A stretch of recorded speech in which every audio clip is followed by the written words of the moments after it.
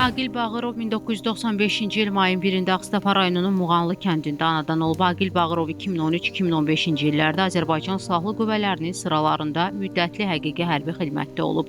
Azərbaycan Silahlı Qüvvələrinin əsgəri olan Aqil Bağırov 2020-ci il sentyabrın 27-sində Azərbaycan Silahlı Qüvvələri tərəfindən Ermənistan işğalı altında olan ərazilərin azad edilməsi üçün başlanan Vətən müharibəsi zamanı Füzulinin azadlığı uğrunda gedən döyüşlərdə könüllü olaraq savaşıb.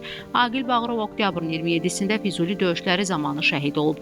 Ağstafa rayonunun Muğanlı kəndində dəfn olunub. Azərbaycanın ərazi bütövlüyünün təmin edilməsi uğrunda döyüş əməliyyatlarına qatılan və hərbi hissə qarşısında qoyulmuş tapşırıqların icrası zamanı vəzifə borcunu şərəflə yerinə yetirdiyi üçün Azərbaycan Prezidenti İlham Əliyevin sərəncamlarına əsasən Aqil Bağırov ölümündən sonra Vətən uğrunda döyüşdə fərqlənməyə görə və Füzulinin azad olmasına görə medalları ilə təltif edilib.